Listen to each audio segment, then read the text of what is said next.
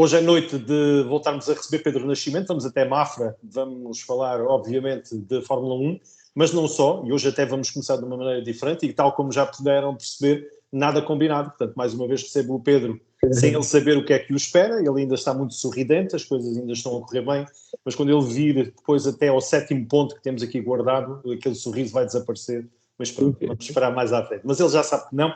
Pedro, digo-te antes de mais que é um gosto voltar-te a receber. É um gosto meu. Já sabes que recebo com muito prazer e gosto de falar contigo, essencialmente de desporto motorizado. Percebo que contigo os comentários têm outra vida, os comentários a nível da transmissão televisiva, nomeadamente a Fórmula 1, mas eu tenho que começar por te falar precisamente no primeiro tema, que é um bocadinho fora disso, que tem a ver com a maneira como tu vives também o futebol. Eu ia-te perguntar nesta altura da tua vida, porque percebo que estudas tanto de Fórmula 1 como de futebol e que vives as duas modalidades como a mesma paixão. Ainda recentemente vi os teus comentários no recente jogo do Sporting que deu em Alvalade, que tu estiveste nos comentários. Eu ia-te perguntar, começar por aí precisamente, se nesta altura da tua vida, Pedro, tu estás ainda naquela dúvida de qual é a modalidade que tu escolhes para ser a tua preferida. Não, Futebol, não Fórmula 1 tenho, ou outra? não tenho essa Bem-vindo, dúvida. bem-vindo, desculpa. Bem-vindo e uma boa noite. Obrigado. É um prazer estar aqui. Não tenho essa dúvida, nunca tive. Eu não tenho uma preferência. Eu faço qualquer coisa que me peçam para fazer, faço com a mesma dedicação e suspeito até que faço com o mesmo gosto. Há coisas mais difíceis de fazer do que outras, mas como sabes, já fiz desportos de várias localizações e amplitudes e orientações diferentes, desde o inverno, náuticos, corridas de cavalos, etc. Já fiz tudo e mais alguma coisa. Aquilo que eu gosto mesmo é da narração e de comunicar e de poder participar na comunicação. É-me indiferente se é um evento de jogadores a correr atrás de uma bola ou se é um evento de máquinas propulsionadas a motor a correr umas atrás das outras. Posso dizer, isso garanto 100%, que aquilo que eu prefiro é que seja sempre um bom espetáculo. Eu tento que seja ajudar à experiência de acompanhar um espetáculo desportivo, nem sempre é possível, dependemos sempre do meio em que estamos a comentar, mas não tenho uma preferência clara entre corridas e futebol ou outro desporto coletivo, não tenho mesmo nenhuma preferência. E quando eu digo que tu estudas, o que é que tu estudas, nomeadamente a nível de Fórmula 1? Vais ver livros dos antigos ou vais só ligar, João Carlos, tenho aqui uma dúvida disto, Sérgio Veiga, enfim, ligares a alguém e ouvires os conhecimentos de quem tem um outro historial a nível de ligação à Fórmula 1, por exemplo? Sabes que neste caso não é preciso sequer ligar, porque eu passo tanto tempo com eles que é provável que as conversas se cruzem mais cedo ou mais tarde durante os nossos dias e estamos relativamente sintonizados com os temas da atualidade e falamos muito sobre o que acontece na Fórmula 1 e nas corridas. No caso do futebol, no futebol e nas corridas, a preparação essencial hoje em dia é estar a par da atualidade. É a melhor preparação que há, saber o que é que se está a passar, quais são os assuntos, do que é que se fala, se há alguma coisa que não parece fazer muito sentido, tentar ir à procura de descobrir, e aí sim ligar a uma ou duas pessoas que possam acontecer. Posso dar o exemplo da transferência, da notícia da transferência de Lewis Hamilton para a Ferrari, que todos os anos era boato, demorou alguns minutos a interiorizar que desta vez podia mesmo ser verdade, então foi preciso falar com 2, 3, 4 pessoas que disseram não, é mesmo para avançar e vai mesmo acontecer, para ter a confirmação de que ia ser verdade. Portanto, isto depende muito, hoje em dia é um trabalho muito de atualidade, mas como dizias, de ir aos livros, ir às enciclopédias, ir ao passado, varrer às vezes aqueles manuais que eram distribuídos com a estatística toda época a época, para descobrir aqueles números mirabolantes que o João Carlos Costa se lembra, e que estão, na verdade só leva umas aspas, é preciso levar algum tempo de preparação para ir descobrir esses números. O futebol é muito diferente, é manter-nos a par da atualidade, quem está a jogar o quê, quem na verdade é procurar, se queres te diga, é procurar não estragar a experiência a quem está a ver. Se as pessoas que estão a ver possam desfrutar do espetáculo e desfrutar daquilo que está a ser dito pelo narrador e pelo comentador, melhor. Se desfrutarem só do espetáculo por aquilo que estão a ver, excelente também. Mas o papel do narrador e do comentador e do repórter, já agora, na verdade, é não estragar a experiência ao espectador. E eu acho que nisso a Sport TV tem feito um bom trabalho, sinceramente. Desde o caso, eu perguntava-te também, e já que estamos a falar disso, Pedro, falámos aqui um bocadinho do Nuno Pinto e também da maneira, porque ele tem um insight que ninguém mais tem. Ele está lá para todos os efeitos, ele sabe aquilo que está a acontecer.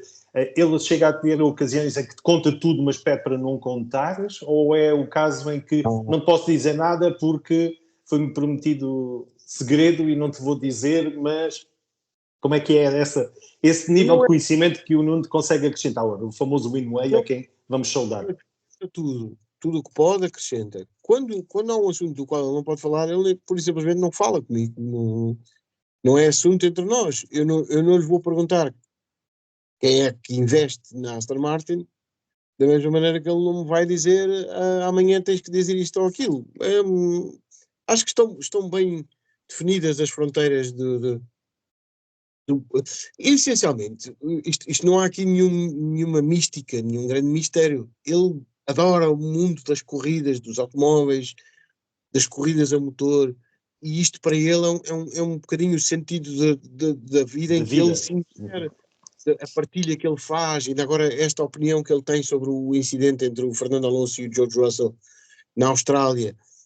É a opinião de muita gente, mas explicado por ele, sabes que soa de outra maneira, porque é alguém que está lá dentro. E em português, porque temos o Johnny Herbert, temos aquela gente toda que dá a versão em inglês, que não é a mesma coisa que está a ser traduzido. Eu sei que ele viu os gráficos, ele sabe o que está a dizer, viu os gráficos, viu o GPS, ele sabe, eu tenho a certeza que ele sabe o que está a dizer. Certeza. E para as pessoas, às vezes, não é, eu acho que não é preciso concordar ou discordar do que ele diz. É preciso ouvi-lo com atenção, porque o que ele diz não é descabido, é só ouvi-lo com atenção. Porque ele não diz as coisas da boca para fora, diz as coisas com o sentido, sobretudo, quem sabe, quem se documentou para poder dizer aquilo. E trabalha, não são 365 dias por ano, mas trabalha, vá lá, 48 semanas da vida dele são passadas a trabalhar para aquilo, para aquele objetivo. Portanto, ele mais do que qualquer um de nós, sabe o que está a dizer. Muito bem. Seguinte, vamos então deixar para já esta introdução, que já vai longa. Era uma introdução apenas, para quem não se apercebeu, era apenas uma introdução sobre a tua paixão ser o futebol, ou neste caso a Fórmula 1, mas percebo que no futebol pouco há para inventar, na Fórmula 1 ainda se consegue inventar alguma coisa, novas regras, novos carros. Mas, como digo, o essencial é não atrapalhar e não complicar, sim. Porque senão ver um futebol qualquer um vê. Agora, comentar da maneira como fazes, consegue-se trazer um bocadinho mais da emoção, como se estivéssemos dentro do campo. Deixemos para trás essas duas questões, vamos começar já a falar de Fórmula 1, que eu prometi também contigo que ia ser breve, e sem uma ordem específica, eu ia-te só perguntar para já, e porque é incontornável falarmos daquele que tem sido o campeão dos últimos anos, desde 2021, talvez começar por lembrar, neste caso para alguns distraídos, se neste caso em 2024 achas que o Max Verstappen só ganha aos sábados? Se as coisas forem ao domingo, ele já não se dá bem com o horário dos iRacing, está nas corridas virtuais e depois quando vai para a pista já não vai da mesma maneira? Eu há uma semana diria que ele ganhava as corridas todas, fosse ao sábado ou domingo. Depois do que vi na Austrália, obviamente já não posso ter o mesmo, mas continuo a achar que é muito, muito mais provável que ele ganhe todas as corridas que faltem do que alguém lhe ganhar muitas corridas, seja corridas de sprint ao sábado, seja corridas principais ao domingo. O que aconteceu foi um infortúnio, costuma dizer-se que não há azares, não é? E no caso dele é um erro, é um erro de preparação do material, de construção, se quiserem, que levou àquela falha catastrófica. Segundo dizem, eu não sei, mas segundo dizem, acho que é a Brembo, não sei, que foi a construtora dos pneus, dizem que da parte deles entregaram o material bem. Não foi pelo lado deles que tenha havido algum problema. Haverá ali algum debate, mas aparentemente entre o material e a montagem do material estará o erro. E também ninguém vai apontar dedos, porque se foi mal montado por um mecânico, obviamente ninguém vai sanear o mecânico da Red Bull. Nem damos por isso, não damos por isso. Aconteceu uma falha, como outra qualquer, é como uma paragem para trocar de pneus e alguém falha, um momento de pistola, acontece. Principalmente a Kik. A Kik é que é especialista nisso. Aqui que mudou de material agora, isto está terrível para conseguir acertar com aquilo. Isto é um karma da vida dele, eu não tinha esse assunto aqui guardado, mas ia-te perguntar se isto é um karma atrás da vida do senhor já ia-lhe chamar um cowboy australiano e tudo mais, o Sr. Bottas, que tem sempre um karma com as porcas, desde aquela que vem desde o Mónaco atrás dele, naquele fatídico ano em que não conseguiram, ao fim de tantos dias, não conseguiram tirar a porca, até o dia de hoje. Eu acho que ele não quer pensar nisso e não quer achar que isso é um karma. E esta persona que ele construiu é bestial, é bem-humorada e ele não quer deixar de se abater. Eu não sei se este ano vai ser o melhor ano para ele não se deixar abater e temo que seja o último ano dele na Fórmula 1, sinceramente. Não sei se vai acontecer, mas temo que possa ser o último. Mas sendo finlandês e tem naturalmente aqui, segundo sido, dos povos mais felizes do mundo, se ele nem isso vai deixar abatido, faz sempre piadas com isso tudo. É claro. Capaz. Muito bem, Pedro. Em relação aos sábados estamos esclarecidos, mas eu estou como é a tua opinião. Eu acho que ele, a partir daqui, vai querer sempre ganhar e ser as voltas mais rápidas. Sim. Se antes já isso acontecia, agora então isso vai acontecer com mais frequência. Agora ia-te perguntar se neste caso, a propósito neste caso Max Verstappen, se ele também está sem apêndice desde 2021.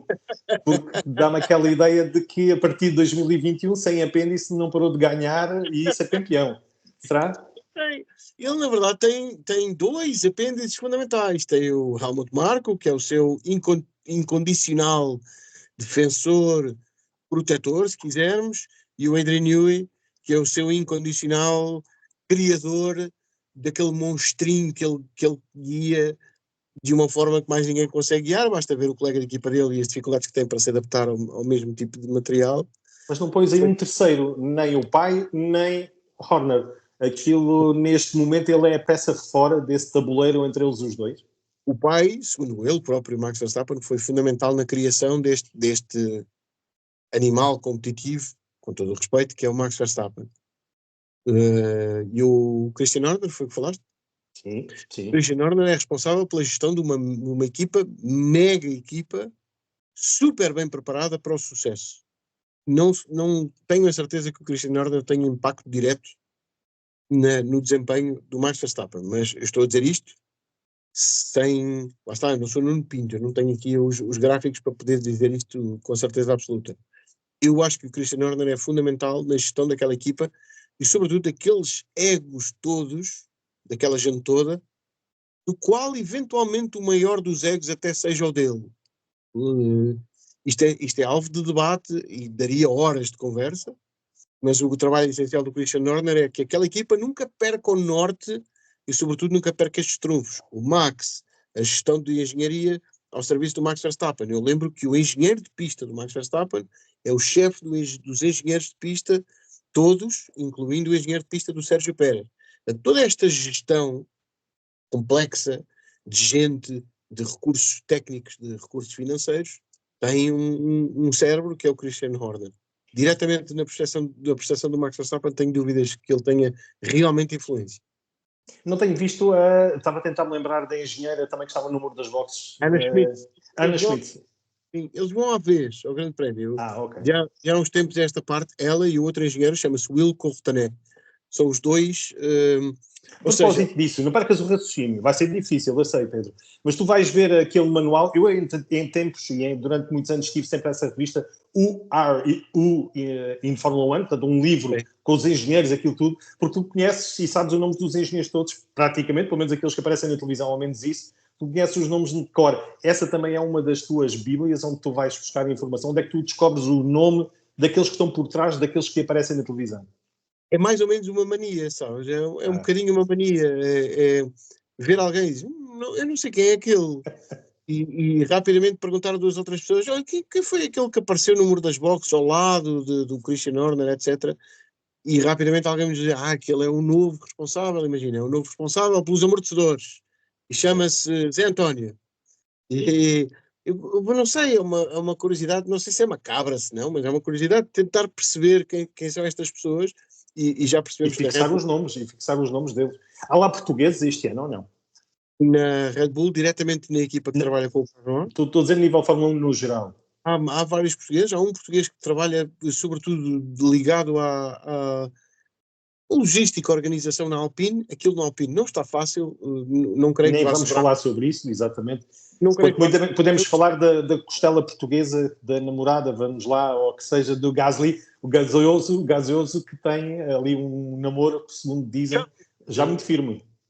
Tenho muitas saudades do pai dela. O Gonçalo Gomes foi um piloto extraordinário, que eu conhecia em tempos, e andei atrás dele até para algumas provas, em reportagem, e tenho saudades de falar com ele, porque é um tipo bestial, para já, excepcional, e gosta para muito contar. de corridas, adora corridas e automóveis, e são horas e horas de conversa a propósito do mesmo assunto. Obviamente, eu, com todo o respeito pela Francisca, que é excelente, eu se estivesse com o Gonçalo ia falar de corridas, não ia falar de...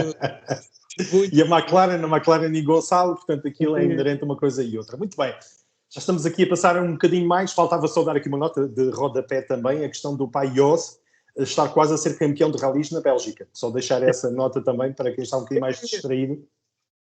Eu diria que o Jos Verstappen um dia iria ser campeão de todos os países em que ia ser campeão, no país em que nasceu o Max Verstappen e da ex-mulher, mãe do Max Verstappen. Tem o seu quê de histórico e irónico ao mesmo tempo.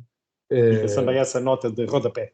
Muito bem, em relação aqui à pergunta número 4, aquilo também que tinha aqui pensado a propósito de Lewis Hamilton era se nesta altura o contrato ou o semi-contrato de despedida da Mercedes para este ano, 2024, se tinha lá uma cláusula em que ele este ano recebe dinheiro pelas corridas onde não pontua, ou quanto menos pontos tiver, mais recebe. Porque ele este ano, já vamos nesta altura com uma das piores classificações da equipa, primeiro, mas também a nível de Hamilton nunca esteve tão mal após 3 provas. Será que é isso? Estão-lhe a pagar para ele não ter resultados?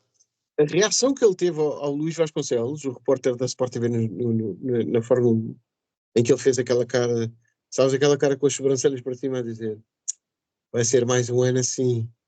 Eu acho que ele próprio já sente na pele a dificuldade que vai passar este ano, porque este regulamento, pura e simplesmente, a Mercedes não conseguiu interiorizar de alto a baixo, para lado nenhum, não consegue pôr aquele carro a funcionar, o que é uma pena.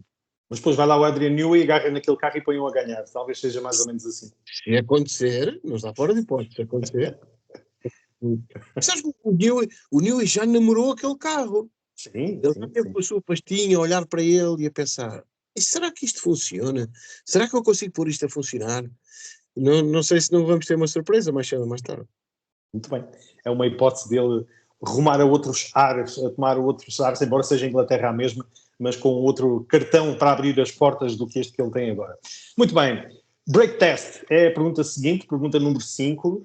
Tu achas que na Austrália, do outro lado do mundo em relação a nós, onde eles estão de cabeça para baixo em relação a nós, terá sido uma questão de break test? Será uma questão de perda de apoio, como ouvi muito bem o Nuno dizer em relação a George Russell, que perde a parte da frente do seu Mercedes, ou é um conjunto de várias situações em que o Alonso acaba por ser o menos culpado? Vamos falar agora aqui um bocadinho sobre aquilo que aconteceu e o carro atravessado no meio da pista à espera de red flag, e não há red flag para ninguém.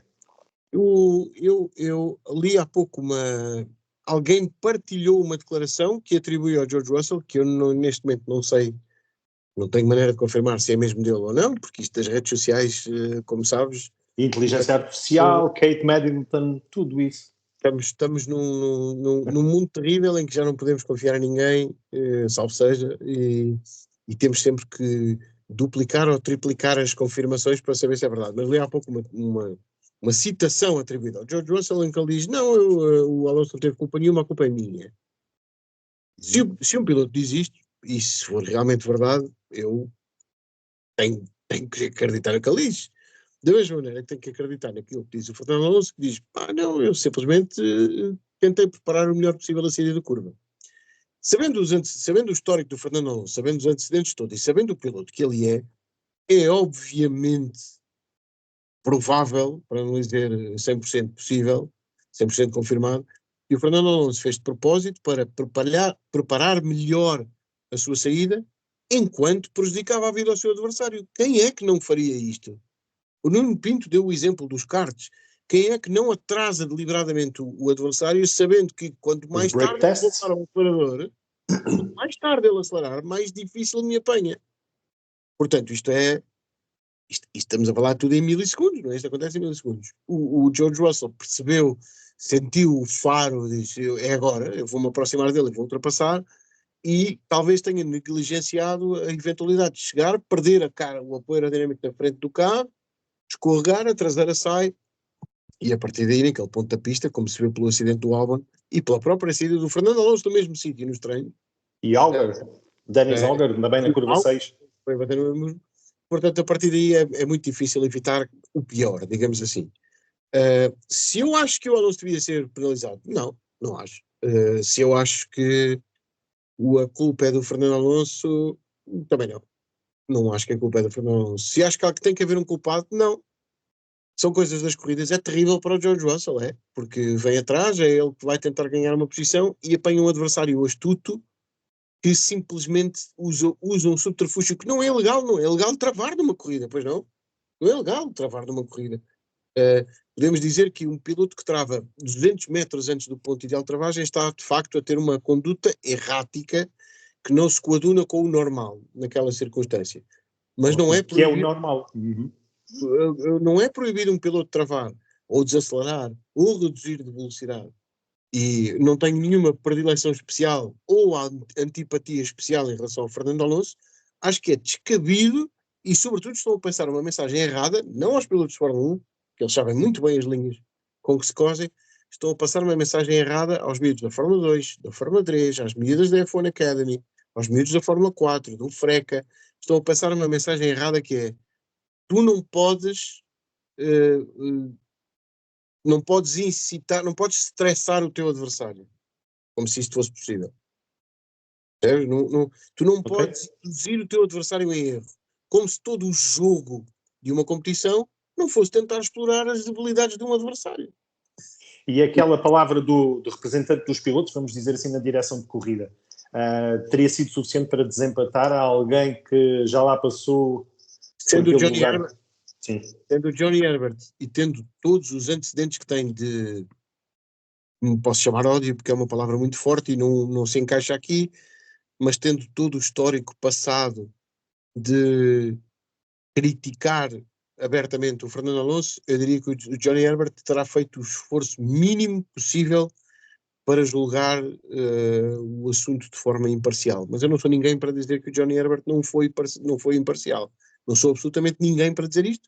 Nunca fiz aquele trabalho, não sei o que é que implica, sob que stress ele estaria e, sobretudo, não sei que dados analisaram, que viram e que tomaram essa decisão. Sei dizer, já fiz corridas,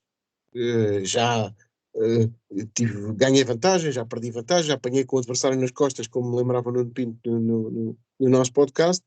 Sei dizer que um piloto, como foi o Johnny Herbert, tem pelo menos a obrigação intelectual de saber muito bem o que se passou ali. E não se passou nada daquilo. Não foi o Fernando Alonso a fazer de propósito para o adversário bater. Isto não foi. Nem justificava uma penalização tão elevada, como aconteceu, por exemplo, com aquele jovem, penso que seja na Fórmula 2 também um chega para lá, que acabou também por ser penalizado, um daqueles pilotos. Desculpa. O Tsolov, que já está no adversário. Tudo isto, sendo arbitrário e partindo da opinião humana, porque são humanos que estão a decidir, obviamente teremos sempre maior ou menor legitimidade para dizer não decidiste bem, decidiste mal. Mas a nossa opinião, em última análise, não vai contar para nada. Eu não vou mudar a decisão do Colégio de Comissários Desportivos. O que eu acho é que deve haver um critério rigoroso, quem sabe profissional, altamente profissional, para escolher quem vai tomar estas decisões. Estamos a falar vamos imaginar, por acaso não aconteceu nada, porque a Aston Martin fez os mesmos pontos, fez exatamente os mesmos pontos, porque o Alonso trocou de posição, foi o Stroll que subiu e o Tsunoda. Fez exatamente os mesmos pontos. Mas vamos imaginar que uma decisão destas vale um título, 2021. 2021, que vale um título. É uma responsabilidade e tanto. Se o promotor comercial da Fórmula 1 acha que isto é importante, devia pelo menos dizê-lo à Federação Internacional. Mas aí vamos entrar num pântano no qual acho que não vamos querer entrar. Já que falas de promotor, vamos para a pergunta penúltima que eu tinha aqui preparada para ti. Vou guardar depois uma última para me dares a tua perspectiva do que vem aí do resto do campeonato. Mas a minha penúltima observação tinha a ver precisamente com o promotor. Isto porque também li que está para ser anunciado em breve a tomada de posse da MotoGP por parte da Liberty. Agora vinha-te perguntar, porque estamos a falar de milhões, mas isso também não vem ao caso, são trocos com certeza para eles, mas o que é que achas que a Liberty quer ao ir buscar uma modalidade tão diferente? Pode ter ali pontos comuns com a Fórmula 1, mas a Liberty procura o quê ao ficar com a MotoGP?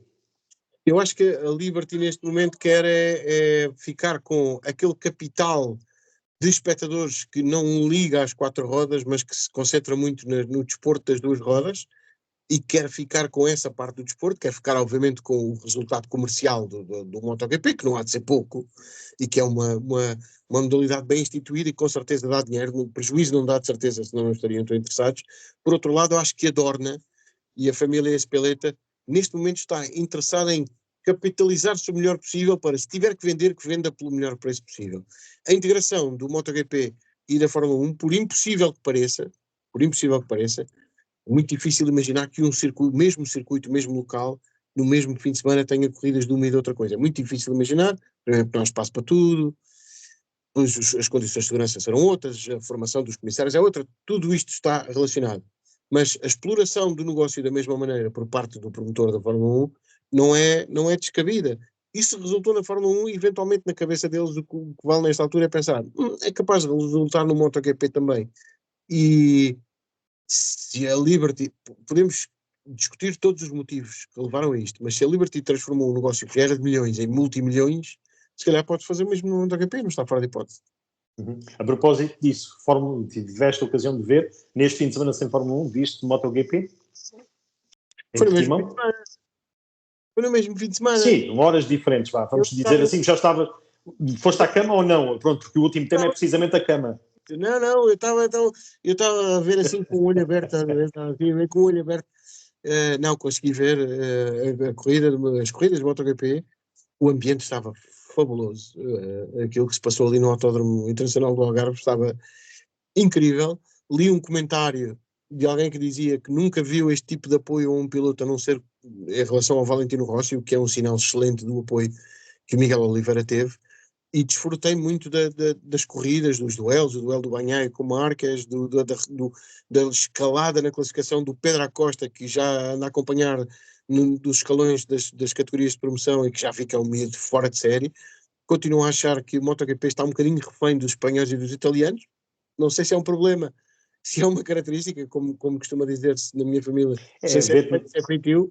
Veres a Moto 2 e veres a Moto 3 e veres a quantidade de pilotos que estiveram no pódio, qual foi as vezes que cantaram mais vezes o hino, qual era o hino que se tocou mais vezes. Muito bem. Pedro, vamos para a parte final, porque já estou a tomar muito do teu tempo, mas eu tinha a última pergunta, era que me explicasse, eu há pouco falava de quarto, que me explicasse aqui um bocadinho como é que é o teu quarto nas instalações da Sport TV para esta sequência de corridas às tantas da manhã, começámos agora na Austrália, às 4, treinos às 5, agora a seguir vamos para o Japão. Como é que é o teu quarto? É um quarto só para ti ou tens que dividir com os teus colegas? Não, se eu conseguir entrar no fuso horário logo, à quinta-feira, passa-se tudo muito calmamente, sem grandes problemas. Às vezes é muito difícil, e de quinta para sexta tenho que ir ali uma horinha ao carro. Ouvir as notícias, já vou ali assim a ouvir as notícias durante um bocadinho, que é ouvir as notícias assim, olhar para baixo. Depois está o João Carlos, está assim para um lado, lá muito serenamente e muito sossegado no seu canto. O Sérgio é um resistente, aguenta, não sei como é que ele faz. Aguenta a experiência das viagens internacionais dele, só pode. Não sei nem que ele vai buscar a bateria, mas é uma bateria XXL de certeza, porque ele aguenta desalmadamente. Mas a verdade, e agora falando muito sério, entrando no fuso horário do sítio onde é a corrida, depois facilita tudo um bocadinho. É verdade, depois estamos a dormir numas horas esquisitíssimas em que está tudo acordado menos nós, mas isto é um bocadinho o horário do guarda noturno, toda a gente acordou e nós vamos deitar. Mas entrando no fuso horário da Austrália, que foi o exemplo mais recente, depois até sexta, sábado e domingo a coisa até funciona. O problema é no primeiro dia conseguir obrigar o corpo a descansar um bocadinho naquelas horas e acordar, e estar fresco, sobretudo nas horas seguintes. Mas quais são as horas agora para o Japão? 6 da manhã, será? Costuma ser às 6 da manhã. Já com a nova hora mudada aqui em Portugal. Já mudada em Portugal, pois há um treino às 4, que é uma coisa absurda para nós, mas no Japão é uma loucura, não é? Como sabes, os japoneses adoram isto.